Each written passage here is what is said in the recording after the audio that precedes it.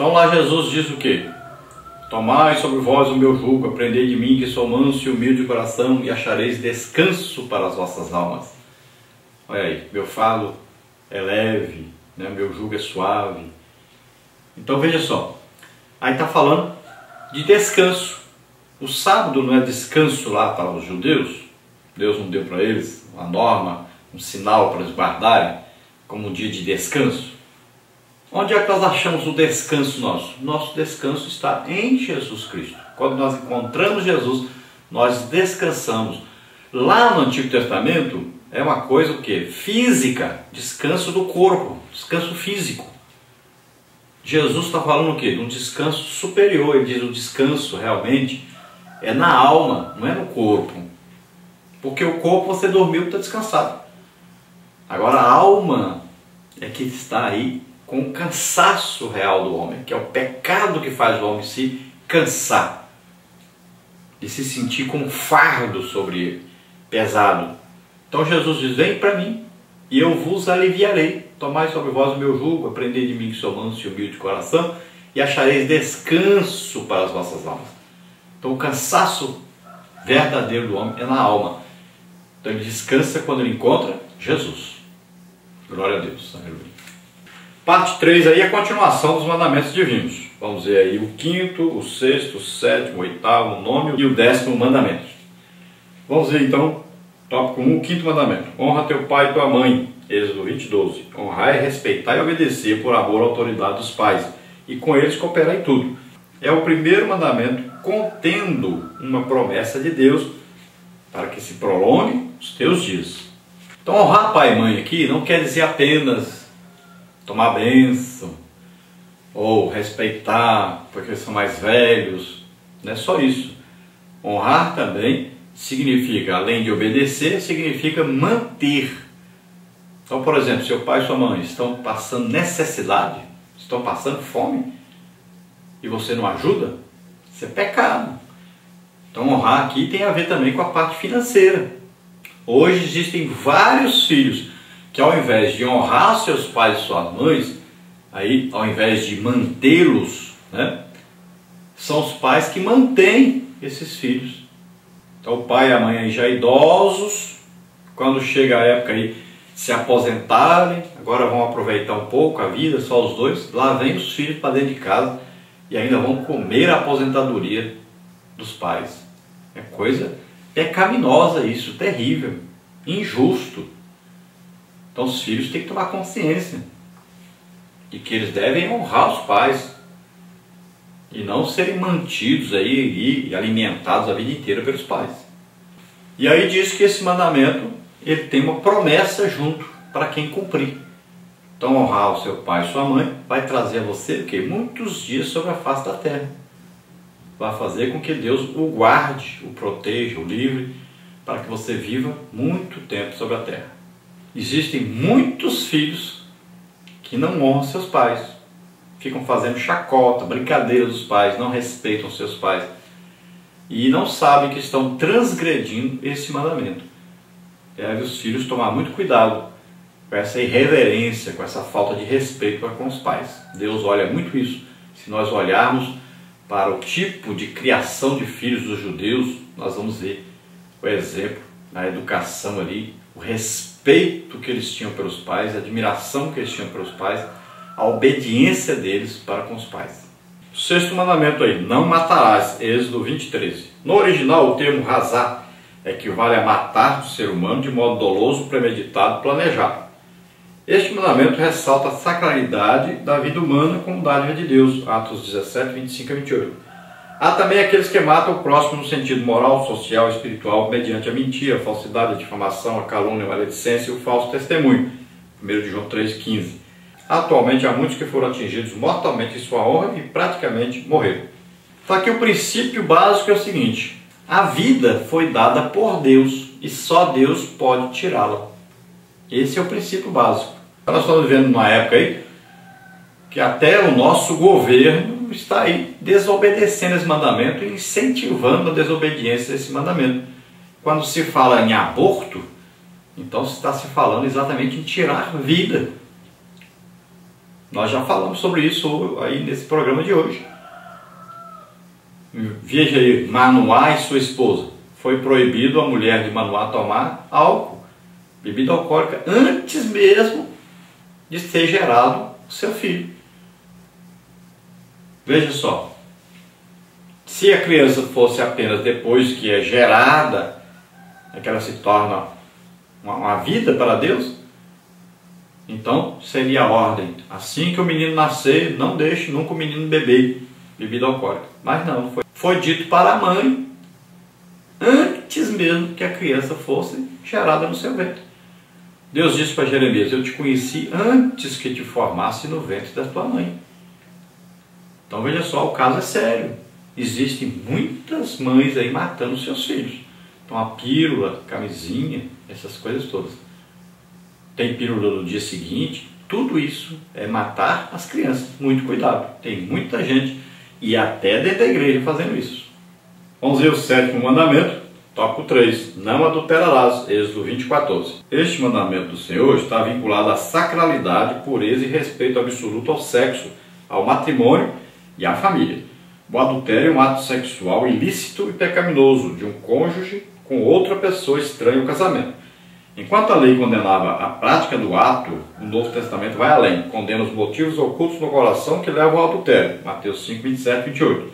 Portanto, mais que condenar o ato praticado, Deus espera que em todo o tempo dominemos nossos desejos e nos submetamos ao domínio do Espírito Santo. Então esse mandamento, não adulterarás, fala da aliança que existe entre Deus e o casal, e entre o casal e Deus. Então, quando existe o casamento, existe esse compromisso, essa aliança assumida diante de Deus. Pode ser um casamento de um índio lá no meio do mato, pode ser um casamento de qualquer pessoa na face da terra. Quando eles se casam, eles têm a noção de Deus. Eles estão fazendo um compromisso diante de Deus. Sempre as pessoas chamam alguém para celebrar isso, alguém que ele considera uma autoridade religiosa para fazer esse casamento. Então esse casamento é feito com Deus presente, uma aliança onde Deus está presente, está confirmando essa aliança. Então essa aliança não pode ser quebrada. Só tem um jeito de quebrar essa aliança, é com a morte. Então é uma coisa tremenda isso. Se as pessoas entendessem isso, resolveria muito aí os problemas que estão acontecendo hoje por toda parte. O que tem de gente se separando aí, casando de novo, não, nós divorciamos, podemos casar de novo e tal. Muita gente é adultério, e dentro da igreja tem muita gente assim.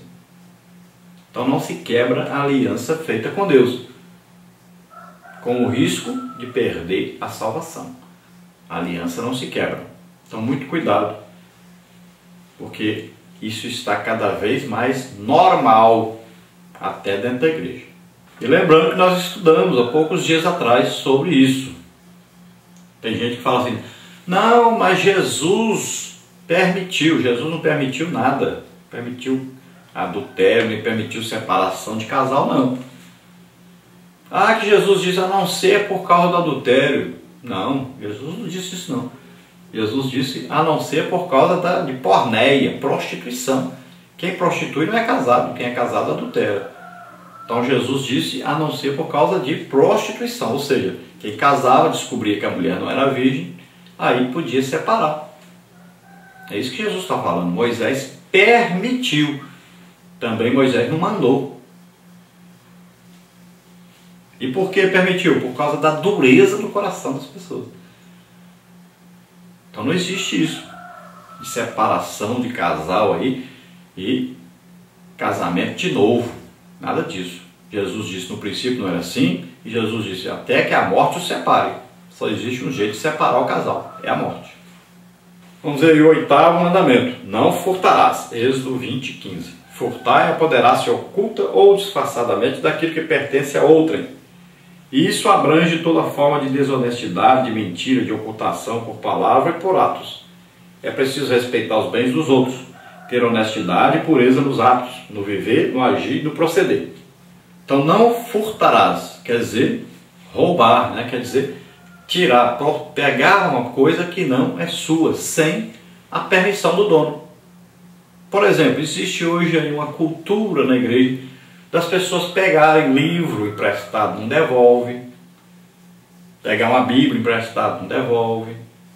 E isso se torna o quê? Furto.